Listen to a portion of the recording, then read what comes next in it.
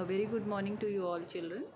Today we'll start a new chapter in your grammar book. The new concept is interrogative sentence. So before this we have just read chapter 6, which was negative sentence, and now today we'll be learning about interrogative sentence. Earlier also, when we were reading kinds of sentences, then we read about various kind of sentences in which interrogative sentence also came, and we learnt about them because the definition of interrogative sentence is like whenever in a sentence there is a question, what, when, why, so then it is an interrogative sentence, and an interrogative sentence ends with a question mark.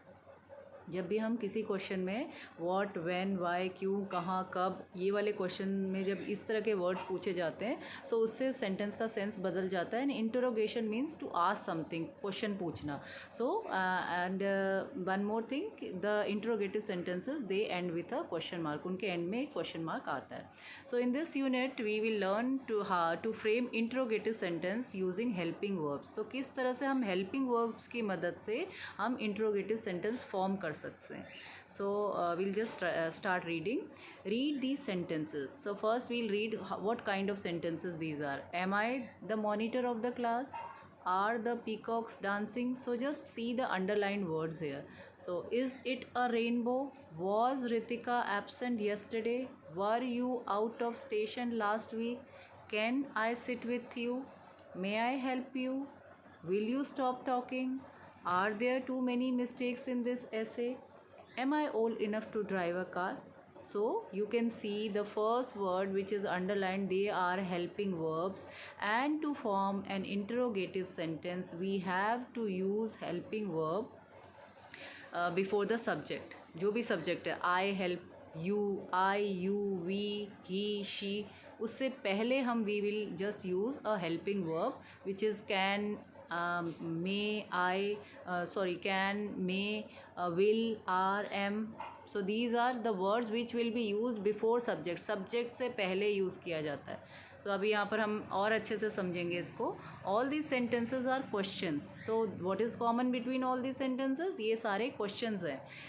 A sentence that ask a question is called an interrogative sentence.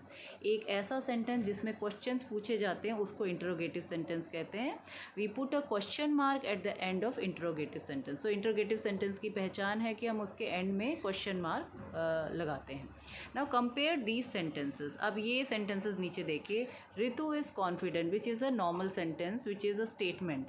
But if we have to change this statement into interrogative sentence, then it will be, is Ritu confident? So Ritu is a subject. Subject जो main है. So Ritu is a subject, and हमने उससे पहले एक helping verb लगा दिया is. So is Ritu confident करने के बाद इस सेंटेंस का सेंस चेंज हो गया. Now it is being converted into an interrogative sentence. क्या रितु कॉन्फिडेंट है? Now it is a question. पहले ये नॉर्मल एक स्टेटमेंट सेंटेंस था. ठीक है. Now the next is Shivam and Aryan are late. So Shivam and Aryan are subjects and they are late. So Shivam और Aryan से पहले we will write are Shivam and Aryan late. So क्या शिवम और Aryan late हैं? So now it is a question like interrogative sentence, and we can put question mark. So how to convert a normal sentence into an interrogative sentence is by putting a helping verb before the subject. So I am tired. मैं थका हुआ हूँ. Am I tired? क्या मैं थका हुआ हूँ? So now it has become a question. Boys were excited. Boys excited थे. And were boys excited. क्या बॉयज़ एक्साइटेड थे? They will paint the fence. वो फेंसिंग को पेंट करेंगे, फेंस को. Will they paint the fence? क्या वो fence को पेंट करेंगे? He can solve the crossword. So can he solve the crossword? So you just see the pattern. Wherever the subject is there, before the subject we have put a helping verb to make a interrogative sentence. So now moving to the next page. Now they have given us on the basis of this is very simple chapter. We have to just understand how we have to frame it. So now they have given few sentences, and now we have to change it. So the first is now they have written we put the helping verb before the subject to form interrogative sentence. So अब अभी मैंने जैसे आपको बताया था कि हम helping verb के आगे हम उसको वो लगा देते हैं. We just put सब्जेक्ट के आगे हम हेल्पिंग वर्ब लगा देते हैं, इंट्रोगेटिव सेंटेंस बन जाता है. So make the following sentences interrogative. अब ये नॉर्मल सेंटेंस जो दिए इनको हमें इंट्रोगेटिव बनाना है. So the first is my voice is audible in this room. So ये बताया गया. तो आप कैसे करेंगे? माई इज़ अ सब्जेक्ट और उससे पहले हेल्पिंग वर्ब इज़. सो हम क्या करेंगे? Is my voice Audible in this room, ऐसे बोलेंगे तो हमारा क्वेश्चन मार्क लग के ये इंट्रोगेटिव बन जाएगा. हर purse was expensive. So was her purse expensive. So was is a helping verb, वो हम हर जो सब्जेक्ट है उससे पहले लगा देंगे. जैसे कि they were at Burj Khalifa in Dubai. So were is a helping verb and they is a subject. They मतलब वह, वो, वे, he, she, they are help. So now when we put this helping verb before the subject, now it will be were they at Burj Khalifa in Dubai. And the next sentence is I am worried about you. Am is a helping verb and I is the subject. When we put am before I, now it will it will get converted into interrogative. Am I worried about you? क्या मैं आपके लिए worried हूँ? So it will be like we can put question mark. Now the next is we shall see Prem Mandir in Vrindavan. So now we can put shall we see Prem Mandir in Vrindavan. Like this we will make. Viper is a poisonous snake. Is viper a poisonous snake? So now sentences change. Pankaj can go to Varanasi by air. Can Pankaj go to Varanasi by air? Question mark. It will rain today. Will it rain today? Question mark. So now it is interrogative. He was standing in the first row. Was he standing in the first row?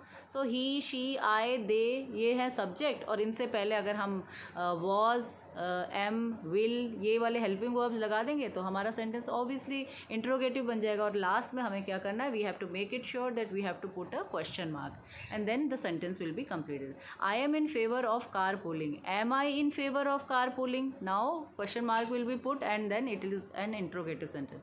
Some men were raising slogans. Were some men raising slogans? क्या तो अब हम we have changed it into question mark and interrogative sentence. You are an honest person. Are you an honest person? क्या आप honest person हो? So now it is very easy how to change it. So now they have given us tip. क्या क्या याद करने का क्या तरीका है? Just pick up the helping verb.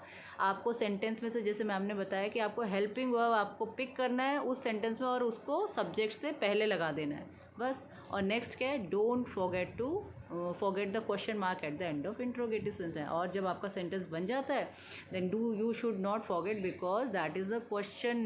The interrogative sentence always ends with a question mark. So now you have to put a question mark.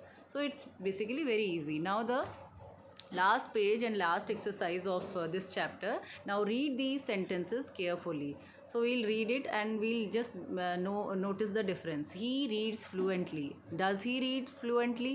So first is a normal sentence statement, and when we use does, do, did in before that, we make a question. We write a question mark ahead of that and we make it interrogative. So he reads fluently, but we have to just take care. हमें क्या ध्यान रखना है बच्चों? हमें ये ध्यान रखना है कि उसका टेंस कौन सा है. अगर वो पास्ट टेंस में हो चुका है, पहले ही हो चुका है, he already did something, so we will be using did. तब हम डिड यूज़ करेंगे. ठीक है. और जब ही और शी आता है so for them we use does.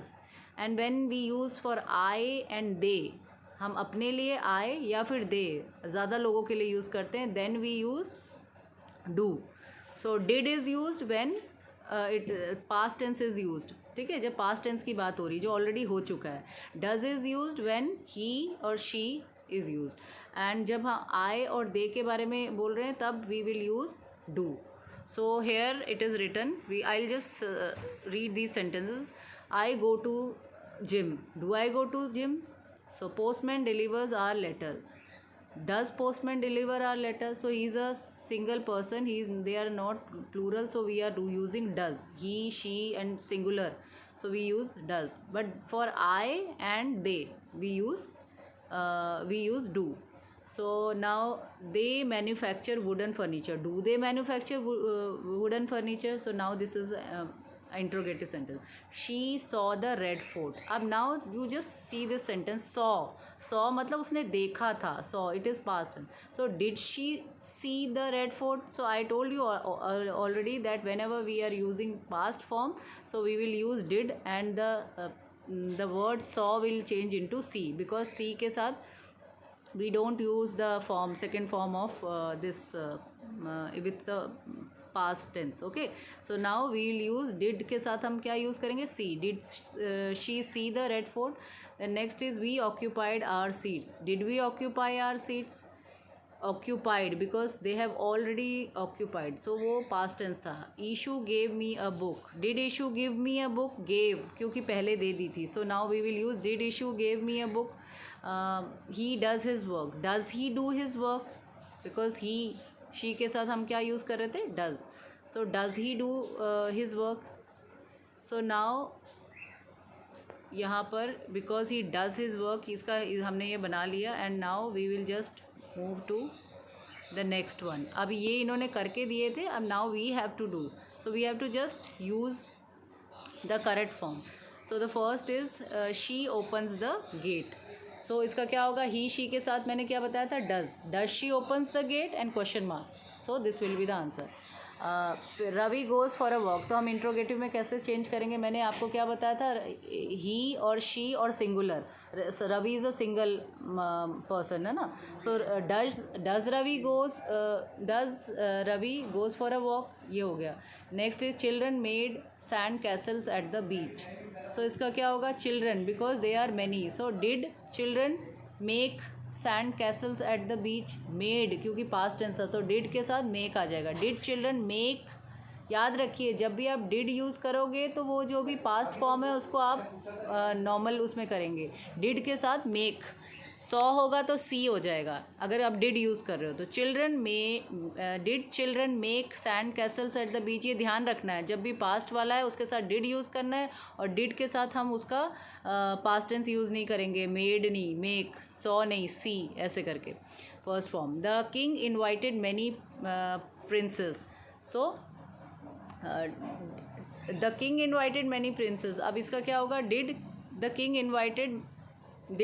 Invite many princes, because invited पहले ही इन्वाइट कर दिया था, सो अभी will write did the king invite many princes. Now next is people throw garbage into the dustbin. So इसका क्या होगा, do people throw garbage into the dustbin.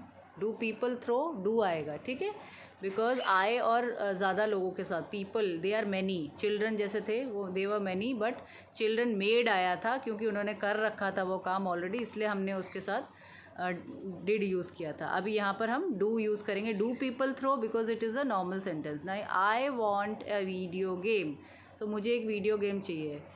Do I want a video game. So इसका भी answer हम ऐसे ही लिखेंगे, do I want a video game. Now the next is snakes hiss loudly.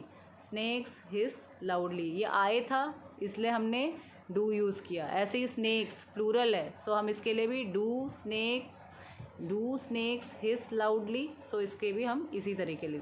The last में the lion killed the king. So lion is a singular, killed उसने kill किया था, सो पास्ट है. So did the lion kill the stag. Did the lion kill the stag, killed का kill हो जाएगा. So now like this we have to form. थोड़ा सा जो ये सेकेंड पोर्शन है, जो सेकेंड पार्ट है, वो थोड़ा सा ट्रिकी है, हमें थोड़ा सा ध्यान देना है कि for he she what we will use. I के साथ ही शी और सिंगुलर पर्सन के साथ हमें डज़ यूज़ करना है. और मैनी जब बहुत सारे लोग होते हैं या फिर प्लूरल होते हैं, बहुत ज़्यादा लोग होते हैं, दो से ज़्यादा लोग होते हैं, तो हम क्या यूज़ करते हैं, देन वी यूज़ डू. और जब ऑलरेडी वो पास्ट फॉर्म में हो चुका है वो काम, they did something, children made, उन्होंने बना लिया था पहले, then we use did. So this is the only things, these are the things which we have to take care. इस तरह से हम ये सेंटेंसेस बनाएंगे. I hope you understood these how to make how to frame interrogative sentences and how to change a normal sentence statement into interrogative. So if you have any doubts, anything, you can just ask me. Tomorrow we can do a revision, and I will be providing you all the answers written on a piece of paper on a workbook sheet, and you can do your homework according to that. So I hope everything is clear. Thank you and have a nice day.